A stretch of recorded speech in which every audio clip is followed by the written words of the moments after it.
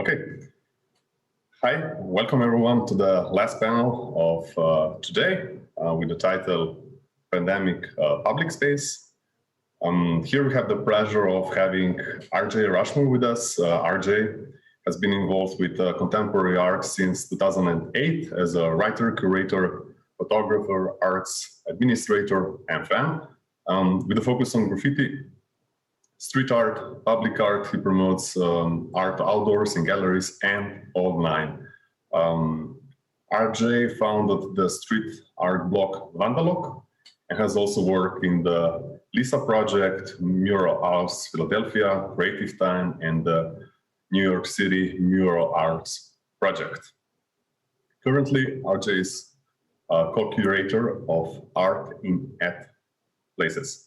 So today's RJ's presentation will focus on the intersection of digital and physical public spaces, public art in the last year and in the last year, so 2020 and in 2021. So the discussion will cover the blurring of boundaries between physical public space, the internet, documentation, and art itself in times of pandemic from a first-hand perspective. And it will highlight various case studies of how artists and activists responded to an audience that was basically suddenly locked down, but still online. So after the presentation, you are more than welcome to ask questions in the YouTube chat, and I'll pass them on later after the presentation is over. But now, without further ado, allow me to turn the floor over to RJ. Thanks, Sandy. Yeah, thanks everybody for having me. As Sandy said, I'm RJ Rushmore, and I guess I'm here to talk about how public space has been really weird for the last 18 months or so. I don't know that I'm going to provide any answers in this presentation, but hopefully some fun photos and graphics and a few stories, and maybe they'll be useful as we all think through this. So as was mentioned, I'm a writer, curator, blogger. On the right is me putting up an ad takeover by Mel Cole, where we broke into payphones. This was part of that project ArtNet Places. So I'll talk a little bit about that later, but you know, I've been on both the sort of observer and fan side and the production side of public art for a long time now, and both on the illicit side and working sort of within the system as well. So I want to run through a little bit of what's caught my eye since the start of COVID, both related to public art and how that art gets documented and shared, especially given the theme of this week's conference. You know, this is about the power of documentation and the importance of sharing that documentation, as well as the importance of, you know, making this art in public, right? So a little bit of context. About 7, 8 years ago, I published a book called Viral Art, which was one of the first really significant looks at, you know, what's happening to street art and graffiti because of the internet, I guess, is how you could put it. And we looked a little farther back as well and really looked at how communication technology and documentation has always shaped the history of street art and graffiti and where it's gone. So these are a few just quick examples before we dive into the last year. Martha Cooper, obviously you're all familiar. So I pulled out this photo which was in Subway Art, this train by Midge. Now, it's a perfectly fine train. I don't know that it's the best train ever painted. I don't know it's the worst. I think it's great. What I can say with a higher degree of confidence is, well, Martha Cooper photographed it, and it's more important because it was photographed, more important than the train that Midge painted a week prior that didn't get Martha's photo taken, or Martha didn't take a photo of it, right? And because that photo made it into Subway Art, it spread to, say, Brazil and to Germany and to Slovenia, and it helped to define graffiti for generations to come, right? So this access to documentation was always a part, and seeing it spread was always a part of graffiti from at least the early 80s, let's say. Now, jumping forward a few decades, this mural by Arise is probably about 10, 12 years old now. But if you know his work, you'll know he often paints these murals really desaturated. Well, why was that? And he's said in interviews it was because in the early days of Instagram, he knew people would use the filters and the editing tools to oversaturate and make these really garish colors. So while he saw that happening to other muralists, he said, I'm going to paint murals in this desaturated way so that then when people throw a filter on it, it actually looks how I want it to look. So this mural both works on the street and works well on Instagram, and was painted in somewhat in response to how work was being documented, right? Then we shift really into the internet era, and what Nicer from Tats Crew calls the global track, this idea that we had a few hundred miles of subway cars, but we had the global track that is the internet to get up on in this new era, right? So Lush, and I apologize, it's kind of a small image, but it's 9 basically throw ups or really fairly simple pieces that collectively say whatever happened to street art on the street. This was painted, I believe, in Australia over the course of, over 9 different walls.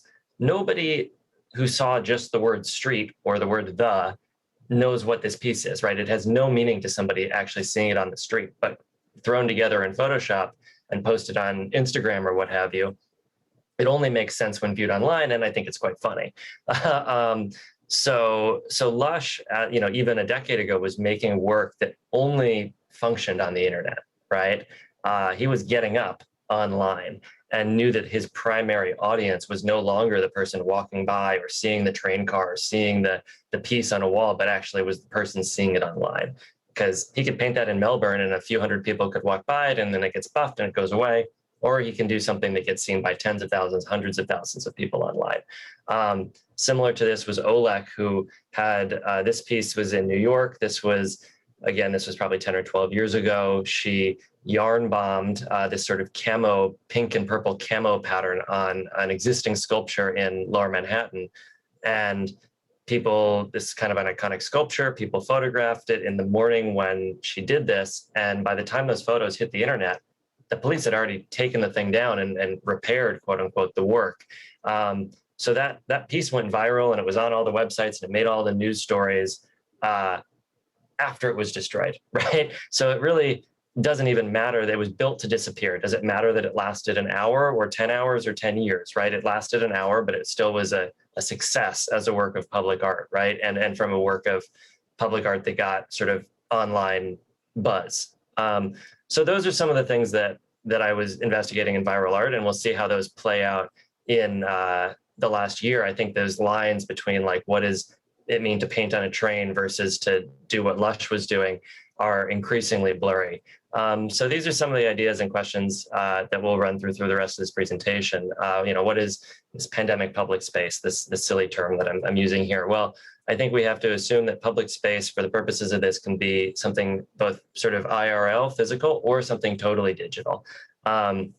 There's also this really important cyclical relationship between the art that exists in a public space and the documentation of that art. This is a piece that was in Times Square back in about April on an otherwise empty billboard that I saw this photo of probably a year plus ago when I was in another state. Not very many people were in Times Square, the sort of tourist headquarters of New York, in March, April, May of last year. It was empty. And if you see photos of it, it looks empty. Like, when was the last time Times Square looked like that? So there's this relationship with the documentation, which is really important. As I said, during COVID, these lines got really blurry. And finally, the big question is like, what do we do as artists, documentarians, activists, fans? What do we do with that blurriness? So those are the things I want to sort of think through, or some assumptions and some questions. So the first thing that happens during the pandemic, right? We all know this. It was new opportunities to make art in public, right? Graffiti writers were getting up, like never before in New York City. This piece on a deli that probably was an open deli right prior to the pandemic, or the piece below it was, I think, a bank in New York, and then somebody's done a throw up on it, and then somebody's done this Justice for Breonna Taylor piece, which was just pieces of paper that they clearly printed out at Kinko's and pasted up in a really, like, this was a very amateur job. And so that they could have done that in the middle of Manhattan and been purely so amateurish about it, no one cared, right? There was an opportunity, no one was on the street, no one cared. There was this opportunity to get up. And then there were also the construction hoarding. So there was also new surfaces to get up on. So that that happened, right? But there's this weird paradox where you had all these people taking advantage of being able to paint, but there's no eyeballs, right? There's nobody. They can get up because there's nobody on the street, but then there's nobody to see it. So as somebody who spent the first 3 months of sort of pandemic times out in rural Colorado, I was looking at photos of New York, but I wasn't, even New Yorkers, weren't necessarily seeing this work in person, even if it was down the street from them. So the next shift is this idea of people have realized, oh, I can do that work, I can get up, but I can intend it for digital eyeballs, much like Lush was doing, right? Or Arise or Olek. So these are two pieces that I put up as part of ArtNet Places towards middle to end of 2020. And ArtNet Places is a project where we just finished, we wrapped it up after about 5 years earlier this month. But for 5 years or 4.5 years, we had been in New York City going to old payphones that still existed in New York, and we would open them up, remove advertising that was in them, and illegally, without permission, whatever word you want to use for that, and install art by different artists. So we worked with about 100 artists over the last few years, and on the left we have Ka Yangni, and they did this beautiful piece for us, and we knew that nobody was going to really see it on the street, right? Like, even when we put this work up prior to the pandemic, we are trained as people not to look at the ads, right? Like, we still kind of look, but no one's going to spend all that much time looking at them. So often we would put things up and then we would document it really well, knowing that our primary audience was always online. We knew that for years, but that just became even more true during the pandemic. So we can see like this photo of Ka's work where our Luna Park, our photographer, was really lucky to get these women who had a sort of similar like color palette in their dress to the poster, and we're like, that's great, that's the photo, right? Like, we know that's going to be our main audience, so we're going to wait the extra 10 minutes to get that amazing photo. This piece on the right with Molly Crabapple, New York Will Live, was in, I think, December of last year. We put that up near basically an outdoor shopping mall in New York that was probably getting, 30% of their normal business that time of year, right? So again, we knew we wanted to give that message to New York, and we put it up in New York, and we did put it up physically, but we also knew that our audience was digital. We wanted to send that message to New Yorkers who maybe weren't going to that mall at this moment, but would be going there 6 months from now, from then, right? Would be going there now, basically. So a couple other examples of this, not to just talk about my own stuff all day. We had, everybody's familiar, I think, with this Banksy piece that he did in the spring of last year, which is his first piece that I believe that went up during sort of lockdown. And he posted this online with a caption, something like, "My wife hates it when I work from home." And no one saw this, right? Like, nobody, this made international headlines. This was in all the art press. This was on Instagram. Everybody was sharing it. Everybody was going, "This is amazing." Nobody saw it. It's in his studio bathroom or something, right? And no one's ever gonna see it, right? Presumably, I don't think he's opening up his studio or his home anytime soon for an exhibition. Maybe, I don't know. But no one saw this work in person. And how different, I guess the question is, how different is that from if he painted a piece in Bristol? I mean, he painted work in England this year. I saw photos. I didn't see it. I only saw it digitally, right? So this is like, and Banksy's done this for years. There's an example in my book, in Viral Art, where he went to, I'm blanking on what country it was now in Africa, but he went to somewhere in Africa and put up a piece that was making fun of a British pop star and socialite. And it sort of this random thing that was clearly made to be photographed. And in fact, after he photographed it, he changed the piece and removed this reference to this British socialite and put a heart there. Because he's like, no one here will get it, which was wrong. They did get the joke. But in his mind, he was doing it for an audience back in England. Vils on the left, this piece lasted about 5 seconds, I believe. This is half of a video. You can go on his Instagram and see the whole thing, where he uses these explosives to paint this portrait on this factory that very much feels like digital art. Like right now, at this moment we're looking at it, that's a Vils mural, right? What we don't see in this clip is that he then immediately blasts the tower and the whole tower collapses and falls down. So this work lasted for as long as it took to shoot this video, a few seconds. And now and yet, like, how are these things different from most work that Banksy and Vils do, right? Like, technically speaking, Vils put up a mural in a community in this, in this old factory. I have a photo of a factory worker who, based on a photo of a factory worker who worked in that factory, very similar to his traditional public art. But he said, I'm only going to have it last 5 seconds, and it's clearly going to be made for online. So I think artists get this now. They get that their audience is the digital audience. And we saw that a lot in the past year. We also saw a lot of folks filling, no one, McDonald's and Burger King and Coca-Cola stopped buying billboards, right? Because no one was on the street. So why are we going to buy billboards? So what do the billboard companies do? They start donating their empty billboard space that they can't sell for any amount of money, and they donate it to projects like Save Art Space or Times Square Arts on the right here. And I like these pieces. I think it's a wonderful painting by Bailey Davenport. I think this is I love this illustration by Pedro Reyes, We Will Kiss Again. I think it's really, I just like, I love Pedro's work. I got a little teary-eyed when I first saw this piece up in Times Square in, spring of last year. But let's be honest, like, what's happening here is that they couldn't sell the advertising space. And now this piece on the left is basically an advertisement for Lamar, the billboard company, for back when Coca-Cola does want to buy billboards again.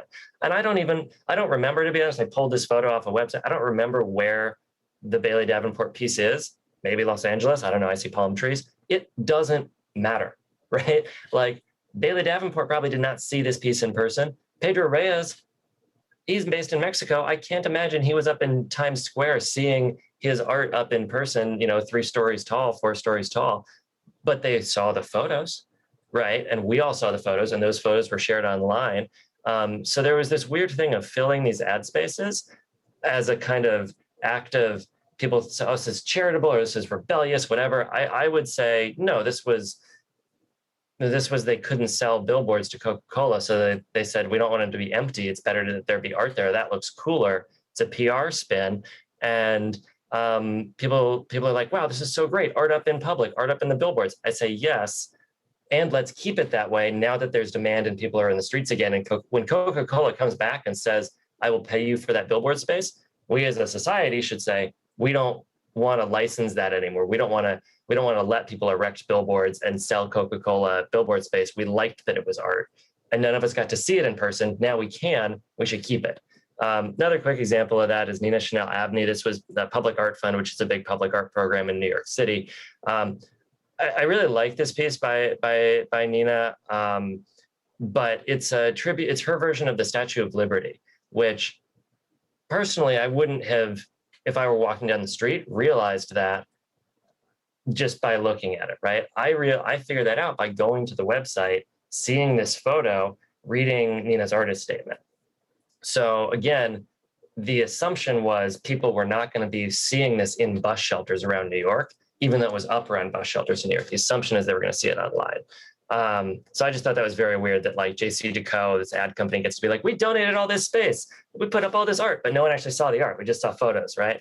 I don't know. I have from that Art and Ad Places project, I suppose I have a bit of a chip on my shoulder about advertisers doing things with art. So I'll move on. So personal public space, this was something that was, I think this was a great development of last year. I was so excited about this. This is something that I've been thinking about and writing about for many years now, this idea that, like, we basically as individuals should have some amount of control over the public spaces that we inhabit, right? This could mean that, like, I don't know, if we're in a park, we should be allowed to play chess on the bench in the park, right? And they shouldn't be able to say, you can't play chess at this bench, you got to go to the other bench. Or it could be, in this case, I should be able to, if I have a window in my house or my apartment, I should be able to put up a rainbow sign in that window. And I think last year, in a way that hadn't happened before. Like, at least in the US, people realized that they were allowed to do that and saw the value of that, because they said, well, I only get outside of my house once a day to go walk around.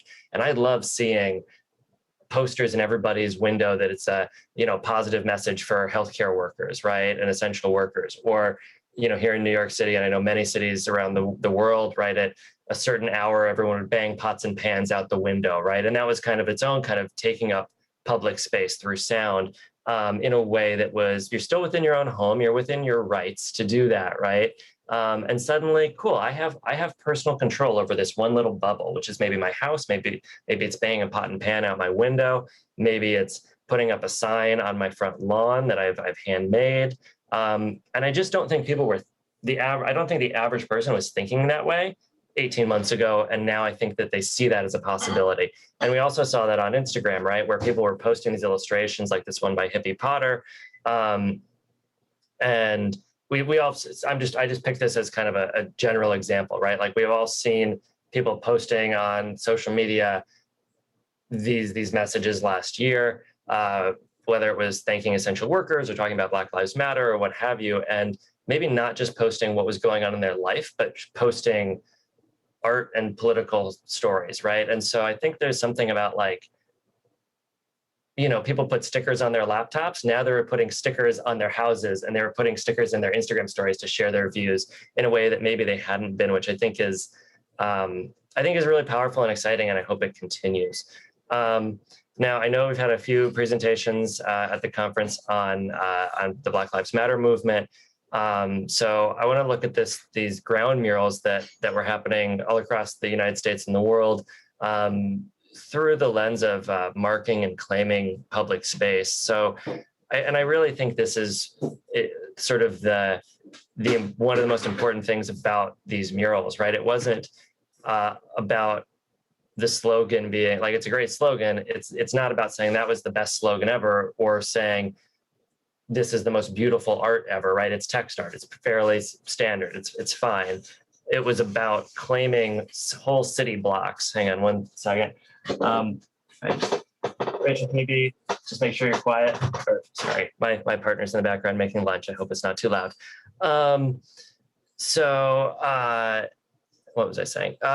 Yes. So it's about, these murals on the top left here. We have, this was just a mock-up from like a satellite image that I think Art Forum shared of the Black Lives Matter mural in DC. They didn't even take a drone photo that could see the whole thing, right? Like, there was no way to see most of these murals except with a drone or a satellite, or if you were really lucky, right, in the perfect building, right?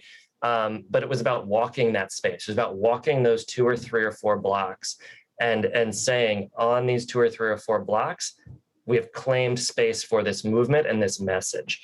And we even see that on the top right with the defund the police, which was added to the DC mural by activists after the initial mural was painted. So the activists are sort of, the city kind of paints Black Lives Matter, and the activists said, well, we want to claim this space over here. Don't co-opt us. We're also claiming space. And I think especially the bottom right, this mural in Charlotte, North Carolina, where Black Lives Matter takes up only about half of the space of that mural. And then it's these orange bars, right? Like that, what is that about? That's about marking space and saying, this is a space where Black Lives Matter. They could have just written Black Lives Matter and left it at that, but they said, we have more space to claim. So I think that's one of the things that to me is most interesting about this trend, was it showed people that they could claim public space as their own. We also saw reactions to that, right? We had on the right, we have a vandalized Black Lives Matter mural that was outside of Trump Tower in New York. How is it vandalized? It's vandalized with blue paint, symbol of the police force, right? So that was, again, a claiming of space. That was saying, oh, Black Lives Matter tries to claim this space. Well, I claim this space for police just by spilling paint everywhere, right? So I think even the reactions to it were about marking and claiming space in a really, like terrible but powerful way. We see on the left. I just had to get this whole news clipping. This is from the National Police Association in the United States. This was in August of last year, right? So the first murals, the first Black Lives Matter murals are about a month old at this point. And they're saying, oh my God, first ever sort of pro-cop ground mural, Back the Blue, which, oh my God, that is a disgusting, I don't even know that it reads that. If anybody can tell me how that text reads Back the Blue, I give you a gold star. But whatever, that's what they claim it says. It also violates numerous US laws about how you treat the flag. But the text is amazing. It finally happened. A crew of folks supporting law enforcement officers cover an entire city block with big, bold words, Back the Blue. And now Tampa has the bragging rights for voicing their opinion about the importance of police, right? Well, so that again was about marking this public space, claiming Tampa for police personnel, right? It was this idea that if they had said Black Lives Matter, that would be claiming what, anti-police, or claiming it for Black people, which apparently these people in Tampa would not have liked because they're racist little shits. And I just love that, like, if anybody's organized a mural, it often takes more than a month. And it's like, this article is making it sound like, oh my God, it took a whole month to have a pro-police mural go up. And it's such a tragedy it took this long, right? Like, it's tragedy it happened, but it's the fact that it took a month is like, that was actually pretty quick, folks. And it turns out they actually didn't have permission to paint this mural. So that was, again, they just assumed that they could claim and mark this space because they were being pro-cop, and they felt they already had ownership of it, right? The people who painted this space felt they had ownership of that space, so they didn't get permission. They just went and painted it. Which, while I disagree with the message, I do think it's fascinating when people feel they have ownership over public space. I wish these particular people didn't, but I like that. I would like more people to feel they had ownership of public space. And I want to talk a little bit about monument vandalism and removal too. And I know we're getting to time, so this is a mural, it's a sculpture in Philadelphia of a former police commissioner and mayor who was super racist, and the Philadelphia police really love him, Frank Rizzo. And so people had tried to get this sculpture removed for years, and it's right across from City Hall, and behind it is another city government building. And there'd been pressure from activists, and the city had kind of said, yeah, this isn't great, we should probably get rid of it. But there was no like speed at which that was happening, right? That was like, yeah, we'll get around to it. And finally, during the summer last year, activists basically started tagging this thing and vandalizing it every day. And we can see here, it's FTP, and it's covered in this sort of, he's got blood on his hands, red paint. And so finally, the police, at first they try and wash off some of the graffiti, and then they have police guarding it, dozens of police guarding this monument to racism. And within days, the statue is removed by the city because they can't, for one thing, they can't afford both the optics of having dozens of police look at it every day, guarding it every day, and also just the cost of having the police there. So in riot gear, right, to protect them from this one lone photographer. So I think, I don't want to say like, let's go vandalize everything, right? But like, I wish the city had just removed this thing or never put it up in the first place. But it is true that activists claiming this space, quote unquote, vandalizing this monument, making it their own, make it a monument to, point out the racism and terrible things that Rizzo did, draw attention to that, led very quickly to its removal. So I just, it was an effective tactic, right? And as was sharing these photos, because the photo on the top left there the statue did not look like that very long. It was very quickly cleaned off. So the fact that some photographers got photos of it when it was tagged up, those photos spread. Again, it was an online audience that was really seeing the tagged up statue. And also the statue guarded by police, right? And that also looked ridiculous. So it was torn down in part due to ridiculous photos. You can also do this in a really positive way. I think on the right, this is in Salt Lake City, this very conservative part of the United States, where they took a mural called Serve and Protect, dedicated to police, and sort of put red paint, blood on its hands. And they and sort of, again, claimed that space and sort of said, yes, there are activists here who want to reassess the role of police even in this conservative city. And on the left side, Mel Cole in Richmond, Virginia, a statue of a Confederate general, which was just taken over and really turned into a community space, right? Like that's such a great example, again, of how this monument was trying to claim space for years and years and years. And then suddenly the local community said, no, we're going to make it ours, and claimed that space. And I believe that monument is still there, but, you know, it's a very different place now, right? Different energy because people did that. And the last thing I will mention is Jen Reed in Bristol. So we had the Edward Colston statue. I think folks are probably familiar, the slave trader in Bristol. The statue was torn down by activists last summer. And then during that protest where the monument was torn down, an activist, local activist, Jen Reed, stood up on the pedestal and put up a Black Power fist. And she's a young Black activist in Bristol. This was photographed. The photo went around. And then sculptor, very mainstream, like he's done the plinth at Trafalgar Square, sculptor Mark Quinn made this pseudo-guerrilla intervention of making a sculpture of Jen doing this, put it up there. It lasted a couple of days, I think, before the city removed it. But again, it was like documented with a video crew. I think there's a documentary about it. And it became this whole media spectacle. There was also this mural by Mr. Sens in Bristol of kind of the same moment. However, I want to contrast those with these two photos, and then I'll wrap up. The Colston statue actually being dumped in the river, where we see so many people photographing it, professional and amateur photographers, and this amazing iconic shot. And then on the right, we also have another person standing on a plinth at one of these protests. And I guess I would ask, like, you know, if something like Oleg's yarn bombing can only like last an hour and get well photographed, and that's considered an iconic work of public art or street art, then, you know, are toppling monuments also a form of public art? Does it matter? Does it matter that we call it that? I don't know. Certainly, though, I want to point out that there's like a similar relationship between the photographer and the activist and the artist in those cases that's worth noting. And I think these things have kind of come together to some extent. So, you know, what is public art at its most powerful? Is it the monument being toppled? Is it the photo of, you know, the man on the plinth or Jen Reed on the plinth?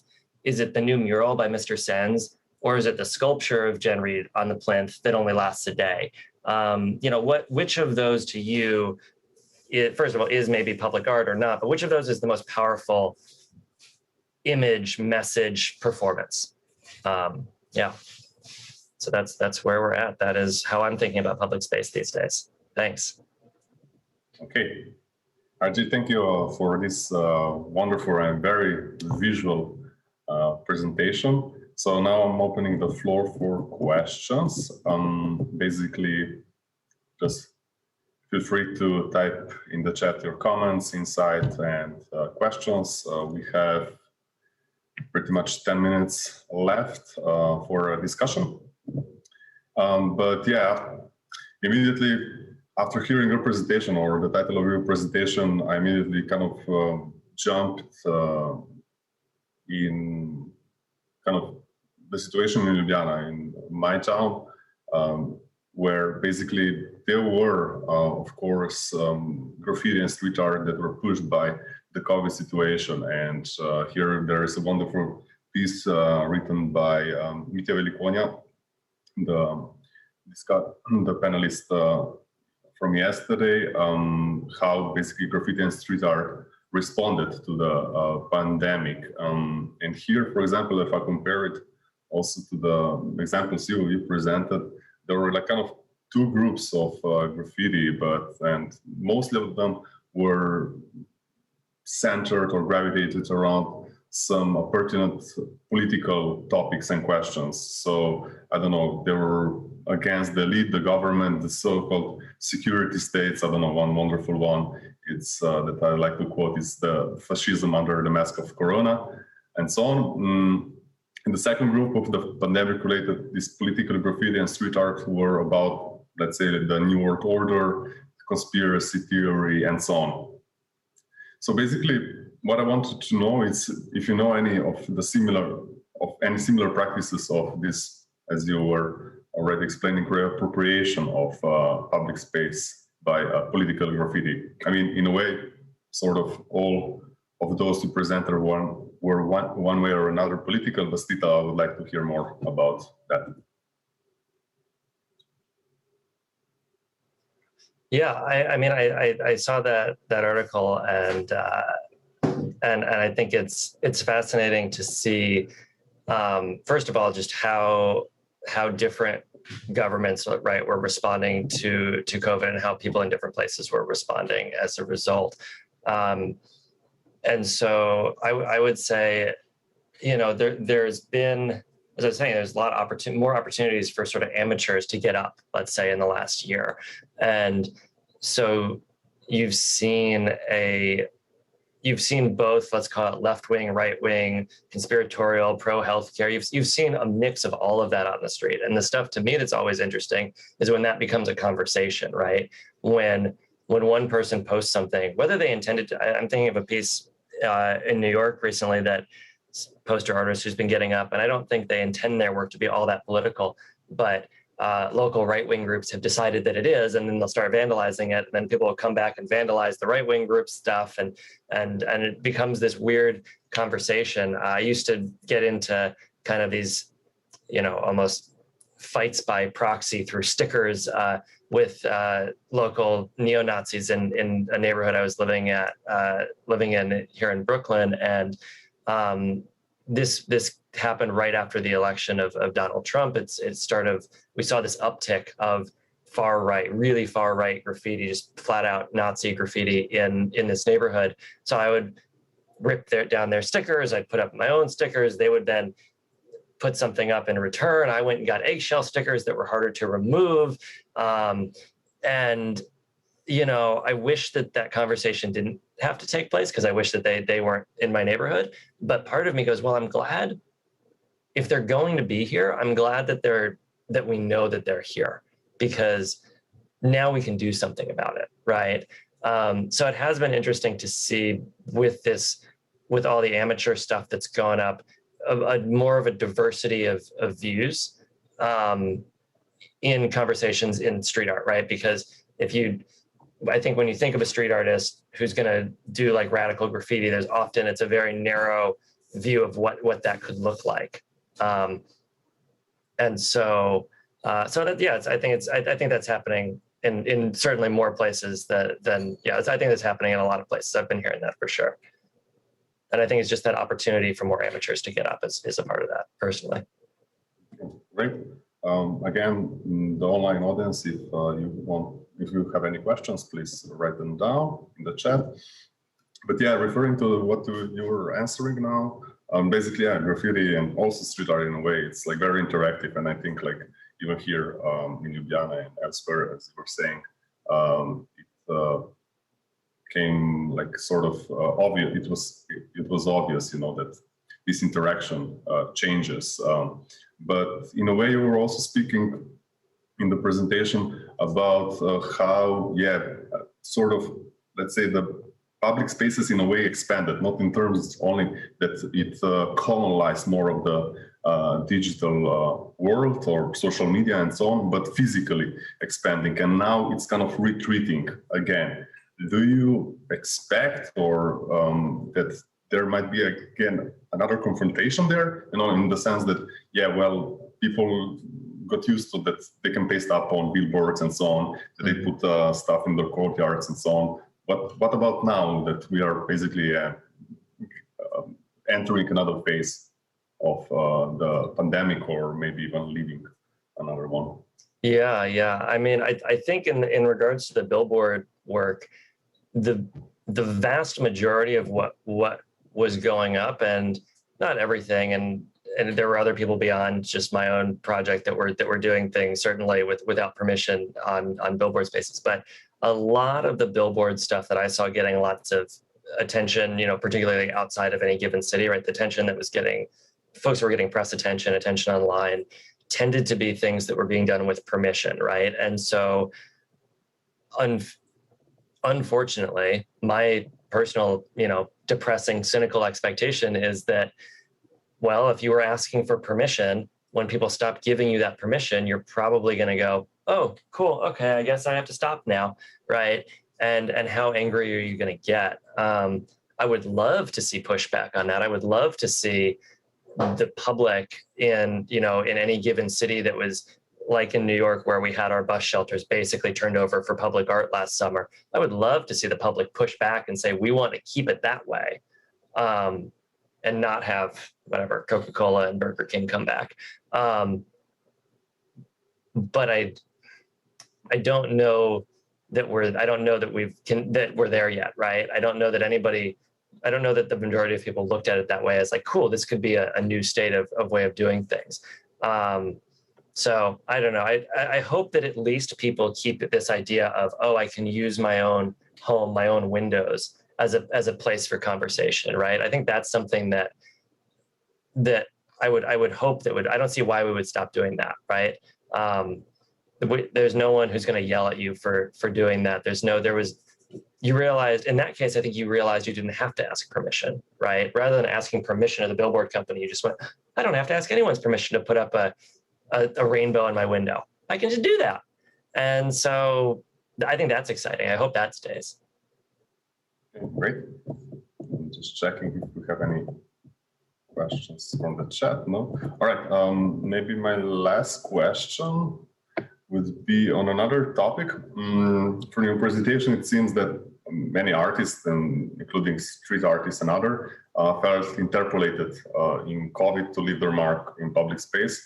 But on the other hand, you already mentioned Lush. On the other hand, some street artists like Lush experimented with NFT art. So do you think COVID in a way popularized this crypto art, or is the future of like street art that it will go more and more digital, and it will take eventually away one crucial element of street art, which is like this aura, that being present in the street? Yeah, I think that's a great question. Both Vils and Vermibus, and I actually haven't seen Lush's NFTs, but I'm going to assume it's the same with him. The NFTs that they release, generally, not exclusively, have been works that are about being on the street, right? Like Vils, the piece that I showed, is at least a work that existed in public space, right? And then he made the various NFTs off of that. But I think the most interesting of those NFTs were basically the 3 camera angles that photographed this sort of mural being created and then collapsing. And Vermibus did a series of NFTs that were basically VR experiences of one of his pieces in a subway stop in Berlin, I believe, which is almost just like, hey, hang out in front of my piece for 10 minutes, look at people walking around the subway stop, look at the piece. So there's still that sort of tie to the street, right? Which is interesting, that some people are trying to maintain that. If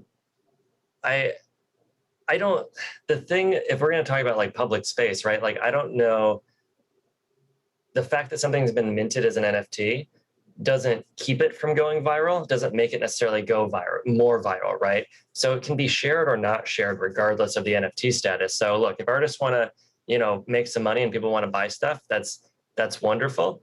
But I don't know, until we really get people actually showing their art in kind of a digital space, which people are trying with the NFTs, right? But I don't know that anybody's like truly succeeded in like figuring out the way that like, do I really want to go visit your collection of NFTs through VR? My answer is not yet, maybe, but not yet, right? And I know that there's some capabilities to do that, but yeah, I don't know. It could be interesting to see, like Animal Crossing actually is a place where this existed. Animal Crossing comes out and becomes like the video game hit of the pandemic, right? And that was pre-NFTs, but the idea that you could kind of create your own island, invite people to it, curate your own museum on this island. I thought that was super interesting, right? That I could share my digital space with you in this really friendly way that had nothing to do with monetization or anything like that. It was really just like, hey, I've been having fun on this in this game, and you're having fun in this game, and look how we're having fun in different interesting ways. And you could borrow from the the Metropolitan Museum of Art's collection and put it into Animal Crossing and hang up a painting from their collection on your island. I thought that was that stuff I thought was super exciting. Okay, perfect. Thank you for this thorough answer. Unfortunately, we consumed all of our time available, so I'll wrap this up by, again, really thanking you for this wonderful presentation. And for the online audience, I'd like to invite you tomorrow on the third day of the conference. We are kicking off at 3 o'clock in the afternoon with panel 6. There will be 3 papers delivered online, so please follow our YouTube channel. And then after, we have the talk given by Stefano Antonelli, titled Street Art in the Art World.